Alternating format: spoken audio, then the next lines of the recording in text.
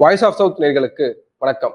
இந்த நேர்காணது நாம் சிந்திக்கிருப்பவர் முன்னாள் குடியரசுத் தலைவர் ஏபிஜே அப்துல் கலாம் அவர்களின் அறிவியல் ஆலோசகர் டாக்டர் பொன்ராஜ் அவர்கள். வணக்கம் சார். வணக்கம் பாலாஜி. சார், இப்போது இந்தியா முழுமைக்கும் ஒரு மாநிலத்துல இருக்கக்கூடிய ஒரு கோயிலினுடைய பிரச்சனை, அந்த பிரசாதத்துல விலங்குகளினுடைய கொழுப்புகள் கலக்கப்பட்டதாக ஒரு பிரச்சனை திருப்பதி கோயில்ல. இப்ப அது இந்தியா முழுமைக்குமே ஒரு பெரிய பிரச்சனையாக பேசப்பட்டு கொண்டிருக்கு.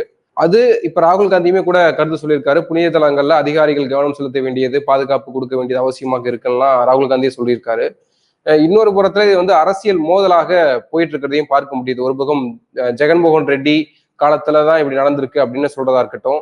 இதுல இப்படி ஜெகன்மோகன் ரெட்டி அவர் என்ன சொல்றாருன்னா, ஒரு மனித தன்மையற்ற ஒரு செயலை சந்திரபாபு நாயுடு இப்படி செய்யறாரு, ஒரு மனிதர் இப்படி செய்யக்கூடாது அப்படின்னு அவரு தரப்பு நியாயத்தை வெளிப்படுத்துறாரு.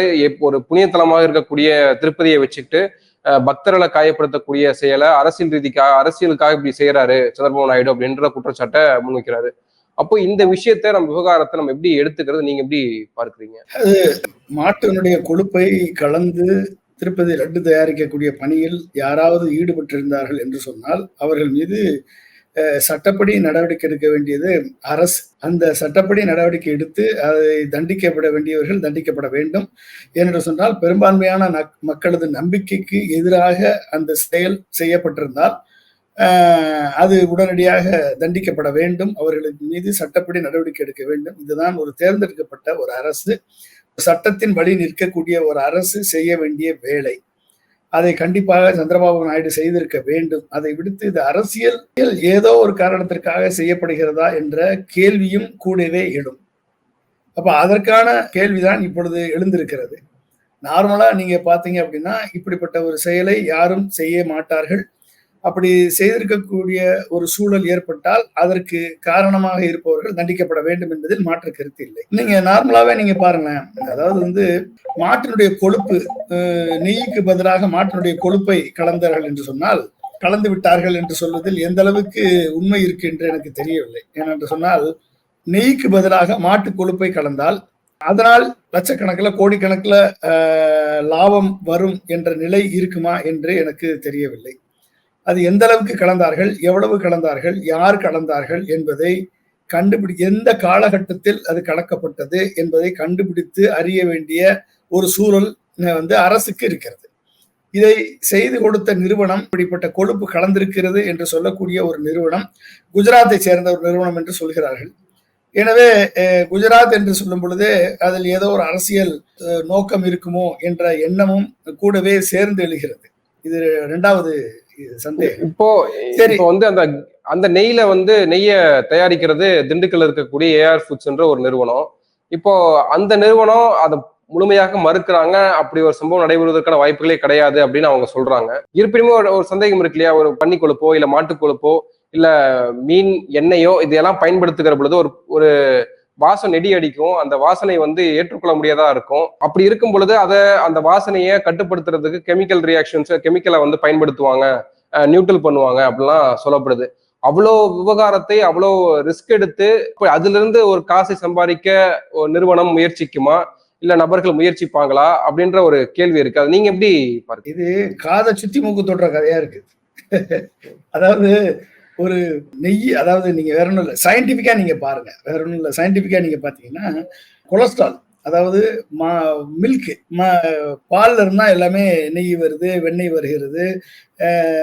மில்க்லயே சாதாரண மில்க்கு, அப்புறம் ஃபேட் இருக்க முடியும் மில்க்கு, அப்புறம் ஸ்கிம்டு மில்க்கு எல்லாமே வருது.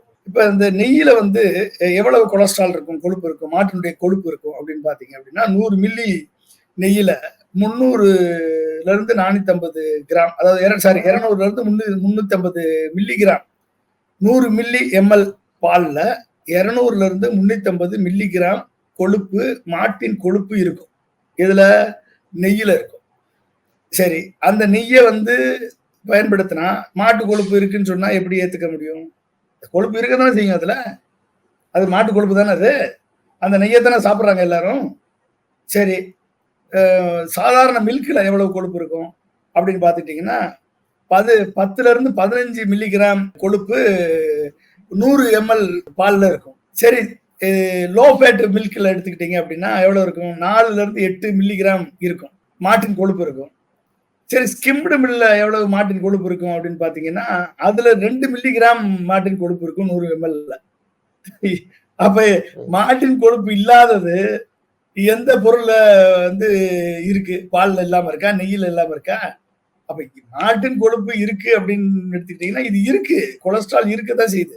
அப்ப நீங்க நெய்யை யூஸ் பண்ணாலும் மாட்டின் கொழுப்பு இருக்கும். அப்ப நீங்க நெய்யே யூஸ் பண்ணக்கூடாது. நெய்யை யூஸ் பண்ணி லட்டு பண்ணக்கூடாது. மில்கை யூஸ் பண்ணி லட்டு பண்ணக்கூடாது. வெண்ணெயை யூஸ் பண்ணி லட்டு பண்ணக்கூடாது. மாட்டின் கொழுப்பு இருக்கு அப்படின்னா இருக்கதான் செய்யும் அதுல. அது செப்பரேட்டா மாட்டு கொழுப்பை வந்து மாட்டை அறுத்து அந்த மாட்டுல இருக்கக்கூடிய கொழுப்பை எடுத்து உறிஞ்சி எடுத்து அதை வந்து மிக்ஸ் பண்ணி இதெல்லாம் ஒருத்தன் பண்றான் அப்படின்னா அது என்ன கற்பனைக்கு எட்டாத கனவாக இருக்கு, குற்றச்சாட்டாக இருக்கிறது.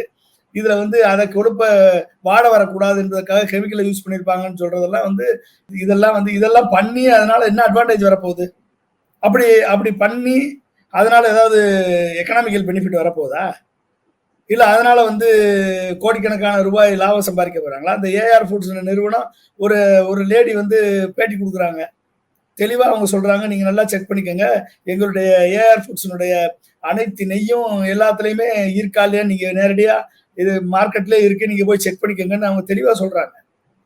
எஃப்எஸ்எஸ்ஐ சர்டிபிகேட் கொடுத்துருக்கு, எல்லா சர்டிபிகேட்ஸ் இருக்கு, நாங்க வந்து தெளிவா கொடுத்துருக்கோம்னு சொல்றாங்க. அப்ப இதற்கு மேல இது பரிசோதனை பண்ணக்கூடிய அரசினுடைய அந்த ஏஜென்சிஸ் வந்து அதை செக் பண்ணி பார்க்க வேண்டியதானே? தவறு செய்திருந்தால் அவர்கள் மேல நடவடிக்கை எடுங்க. அதை விடுத்துட்டு அதை நிர்வகிக்கக்கூடிய அதிகாரிகள் யாரேனும் தவறில் ஈடுபட்டிருந்தால், எப்படிப்பட்ட ஒரு செயலை செய்திருந்தால், வேண்டுமென்றே செய்திருந்தால் அவர்கள் மீது கண்டிப்பாக நடவடிக்கை எடுக்க வேண்டும். அதை விட்டுட்டு சும்மா கொழுப்பு கலந்திருக்கு, கொழுப்பு இல்லாம எந்த பொருள் இருக்கு? அப்ப மாட்டு கொழுப்பு இல்லாமையா பால் குடிக்கிறாங்க? மாட்டு கொழுப்பு இல்லாம நெய் சாப்பிடுறாங்க? மாட்டு கொழுப்பு இல்லாமையா வந்து ஸ்கிம்டு மில்கா இருந்தாலும் 2 கிராம் இருக்கு மில்க். இனிமே யாருமே பால் சாப்பிடக்கூடாது, நெய் சாப்பிடக்கூடாது, என்ன மாட்டு கொழுப்பு இருக்கு அதுல? இல்லைன்னு சொல்லி ப்ரூஃப் சொல்லுங்க யாராவது. இப்படி ஒரு குற்றச்சாட்டை சந்திரபாபு நாயுடு அவர்கள் ஆட்சி இழந்த ஜெகன்மோகன் ரெட்டியின் மீது ஏன் முன்வைக்கணும்? இன்னும் 5 ஆண்டு காலம் நாயுடு தான் இருக்க போறார் ஆட்சி பீடத்துல. இருந்தாலுமே வந்து இப்படி ஒரு குற்றச்சாட்டை முன்வைத்து அதன் மூலியமாக என்ன அரசியல் லாபத்தை ஈட்ட போகிறார் நாயுடுன்ற ஒரு கேள்வி இருக்குல்ல? அது இல்ல, அது வந்து சந்திரபாபு நாயுடு இருந்து ஒண்ணுன்னா பிடுங்க பாக்குறாங்க பிஜேபி. அந்த பிஜேபியினுடைய பிடுங்க பார்க்கக்கூடிய ஓவரால் கிராண்ட் பிளான்ல இந்த தேவஸ்தான திருப்பதி கோவில் தேவஸ்தான நிர்வாகத்தை அரசினிடமிருந்து பிடுங்கி இதை வந்து தனியாரிடம் ஒப்படைப்பதற்கு இவர்கள் தீட்டக்கூடிய மிகப்பெரிய சதியின் வெளிப்பாடு தான் இது. ஏன்னா அதுக்கு சேர்ந்து தாளம் போடுறவர் அந்த அங்க இருக்கக்கூடிய டெப்டி சீஃப் மினிஸ்டரா இருக்கக்கூடிய பவன் கல்யாண் வந்து இந்த திருப்பதி கோயில் நிர்வாகத்தை சனாதனி தர்மத்தை ஃபாலோ பண்ணக்கூடியவர்களிடம் கொடுக்க வேண்டும் என்று சொல்கிறார். இப்ப நிர்வாகத்தை இருக்கவங்க எல்லாம் சனாதன தர்மத்தை ஃபாலோ பண்ணாத வைணவர்கள் தான் நிர்வாகம் பாக்குறாங்களா? இங்க சொல்லுங்க பாப்போம். அங்க பூஜை பண்ணக்கூடியவர்கள் அனைத்து வைணவர்களும் சனாதன தர்மத்தை ஃபாலோ பண்ணாத வைணவர்களா அங்க பாக்குறாங்க பூஜை? யார் பண்றது? யார் பாக்குறாங்க சொல்லுங்க.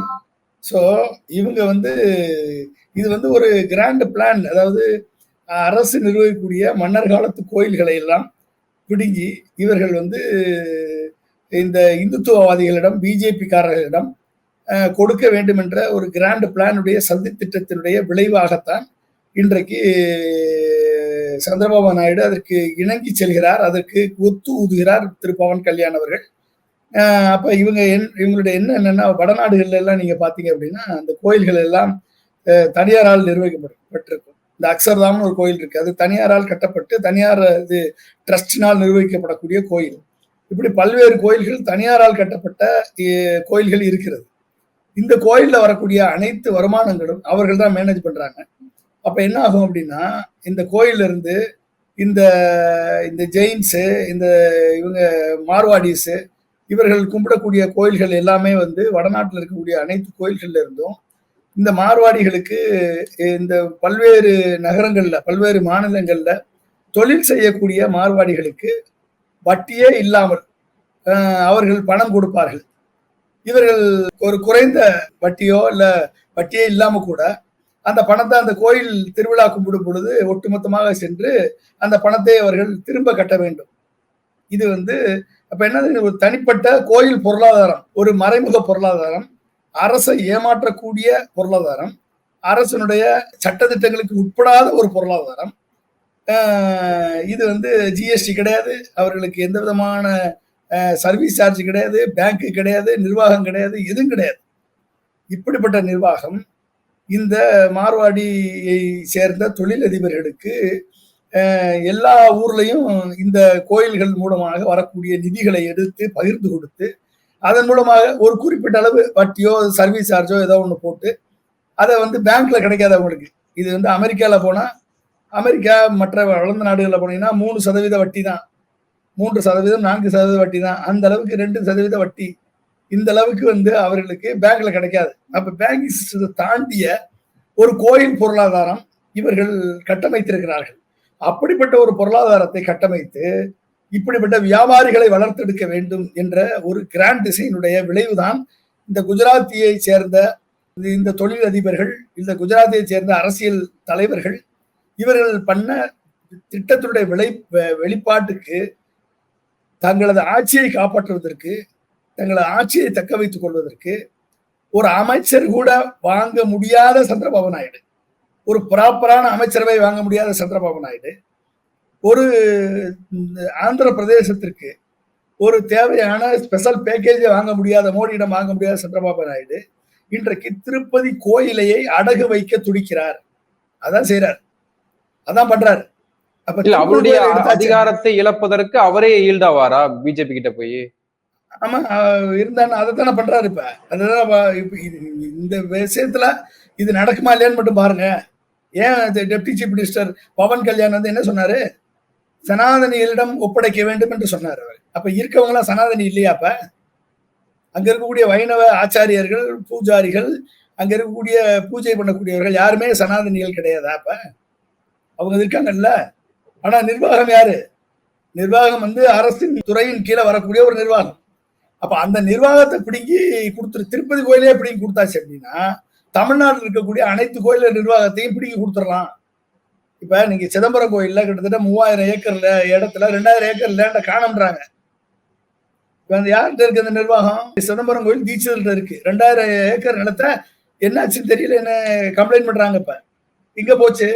அப்ப ஒட்டுமொத்தமாக கோயிலையும் கொள்ளையடிக்கக்கூடிய வழிமுறைக்கு இந்த கோயிலை பிடுங்கி அரசு நிர்வகிக்கக்கூடிய அந்த கோயிலை, மன்னர்கால ஆட்சியில் ஏற்படுத்தப்பட்ட கோயிலை, அறங்காவலர் குழுக்கள் நிர்வகிக்கக்கூடிய கோயிலை பிடுங்கி இந்த பிஜேபி காரர்களிடம் கொடுப்பதற்கு இந்த இவர்கள் துடிக்கிறார்கள். அதற்கு ஒரு முன்னுதாரணமாக திருப்பதியே தானம் செய்வதற்கு சந்திரபாபு நாயுடு, பவன் கல்யாண் இருவரும் துணிந்து விட்டார்களோ என்றுதான் இந்த செயல் என்ன தோணுகிறது. இப்படிப்பட்ட செயலை அவர்கள் செய்து திருப்பதி ஆந்திர மக்களுக்கு துரோகம் செய்ய மாட்டார்கள், வைணவ மக்களுக்கு துரோகம் செய்ய மாட்டார்கள் என்று நான் நம்புகிறேன். ஆனா என்ன நடக்குமோ தெரியாது. அரசியல்ல இவர்களுக்கு பதவியும் பணமும், அவர்கள் பதவியும் இருந்தால் போதும், இவர்கள் கோயிலை கூட தானம் செய்வார்கள் என்பதற்கு இது ஒரு எடுத்துக்காட்டாக மாறிவிடக் கூடாது என்றுதான் நான் கருதுகிறேன். இந்த பொருளாதாரத்துல ஒண்ணு கோயில் பொருளாதாரம். இப்போ கோயில்ல வரக்கூடிய உண்டியலுக்கு பணத்தை எல்லாம் தூக்கி மார்வாடி கொடுத்துடுறது. மார்வாடி எங்க போய் பாருங்க, எந்த ரிச்சி ஸ்ட்ரீட்டா இருக்கட்டும், இல்ல நீங்க மதுரையில எடுங்க, கோயம்புத்தூர்ல எடுங்க, இல்ல எல்லா இடத்துலயும் எடுங்க, ஒருத்தர்கிட்ட கூட ஜிஎஸ்டி கட்டுறது கிடையாது. ஏதோ ஒரு பேச்சுக்கு ஒரு ஜிஎஸ்டி கட்டிட்டு எந்த டிரான்சாக்ஷனுக்கும் பில்லு கிடையாது. நீங்க போய் கிரெடிட் கார்டில் டிரான்சாக்ட் பண்ண முடியாது, அங்கே ஜிஎஸ்டி கிடையாது, எதுவுமே கிடையாது. அப்ப ஒட்டுமொத்த இந்தியாவை ஏமாற்றக்கூடிய செயலில் ஈடுபடக்கூடிய இப்படிப்பட்ட ஒரு குஜராத்தியை சேர்ந்த வியாபாரிகளுக்கு அடித்தளம் அமைப்பதற்கு, கோயில்களை எடுப்பதற்கான திட்டத்தை இந்த பிஜேபி முன்வைக்கிறது, துணிந்து முன்னெடுக்கிறது. எனவே இதை வந்து தமிழகத்தில் புரிந்து கொண்டார்கள் மக்கள், அது ஆந்திராவிலும் புரிந்து கொள்ளக்கூடிய சூழல் ஏற்படும். அப்பொழுது சந்திரபாபு நாயுடு இதற்கு உடந்தையானால், பவன் கல்யாண் இதற்கு உடந்தையாக போய் திருப்பதி கோயிலை தாரை வார்த்தார்கள் என்று சொன்னால் கண்டிப்பாக அதற்கான பலனை அவர்கள் அனுபவிப்பார்கள். நன்றி சார், நன்றி. நிறைய விஷயங்களை சுவாரஸ்யமா பகிர்ந்திருக்கீங்க. உங்க நேரத்துக்கு மிக்க நன்றி. தேங்க்யூ.